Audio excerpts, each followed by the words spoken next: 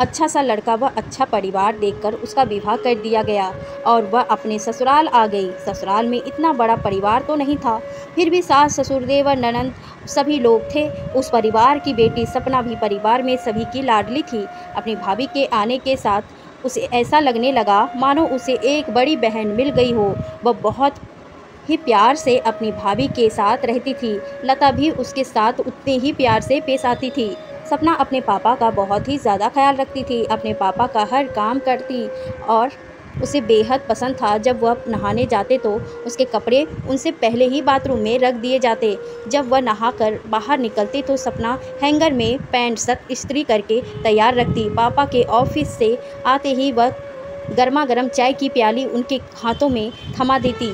सपना रात को भोजन रोज अपने पापा के साथ एक ही थाली में करती थी।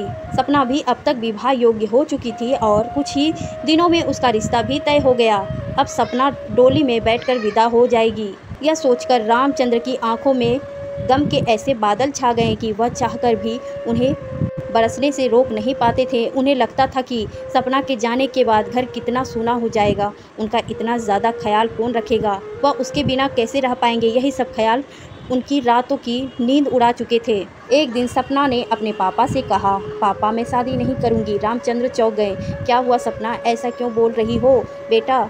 पापा मैं आपके बिना रहने की कल्पना मात्र से ही सिहर जाती हूँ। मैं आपसे दूर नहीं जाऊंगी, फिर मेरे पापा का ख्याल कौन रखेगा? सपना बेटा, हर बेटी को एक ना एक दिन विवाह के बंधन में बंधकर ससुराल तो जाना ही पड़ता है, इसका कोई दूसरा रास्ता नहीं है। आखिरकार सपना का विवाह संपन्न हो गया। विदाई के समय सपना जब भी अपने पापा की तरफ आंख उठाकर देखती, उनकी आंखें बिना बोले ही सब कुछ कह देती। एक दूसरे दिल की धड़कनों के पहचानने वाले पिता और बेटी एक दूसरे के मन में उठे हुए तूफान को महसूस कर रहे थे। जाते वक्त सपना अपने पापा से लिपटकर फूट फूट कर रो पड़ी थी। रामचंद्र भी अपने आंसुओं को रोक ना पाया और सपना अपने पति के साथ ससुराल के लिए विदा हो गए। घर शांत और सूना हो गया। पूरी रात बीत गई। दूसरे दिन सुबह रामचंद्र जब नहाने गए तो उनके कपड़े हर रोज की तरह ही उन्हें बाथरूम के अंदर मिले। वह हैरान थे। नहाकर जब वह बाहर निकले तब पैंट शर्ट का जोड़ा इस्त्री किया हुआ हैंगर पर लटका उनका इंतजार कर रहा था। जब शाम को वह वापस लौटा तब उनकी बहू लता सपना की तरह ही चाय का प्याला पानी के गिलास के साथ लेकर आई। लता की तरफ देखकर रामचंद्र को उसमें अपनी बेटी सपना का रूप दिखाई देने लगा। उन्हें ऐसा महसूस हो रहा था मानो उनके साक्षात सपना ही खड़ी है।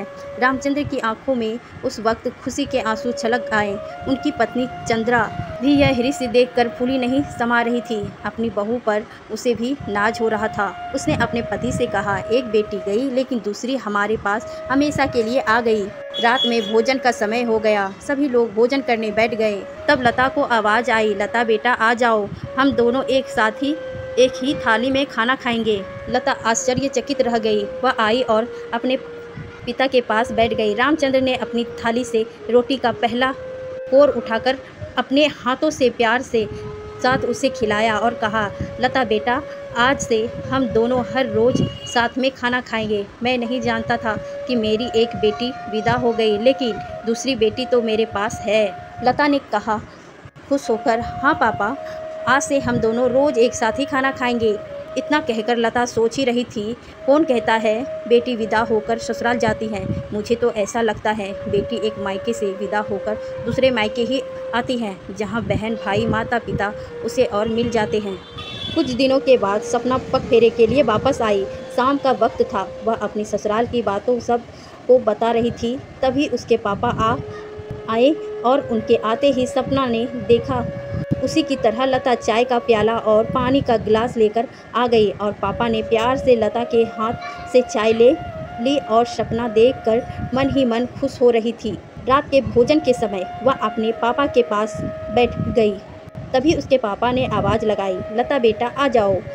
आज रामचंद्र एक तरफ लता और दूसरी तरफ सपना दोनों ही उनके साथ खाना खा रहे थे। आज यह दृश्य देखकर सपना बेफिक्र थी कि उसके पापा का ख्याल रखने के लिए उसकी भाभी हैं, जो पापा को कभी दुखी नहीं होने देगी और उसकी कमी हमेशा पूरी करती रहेगी।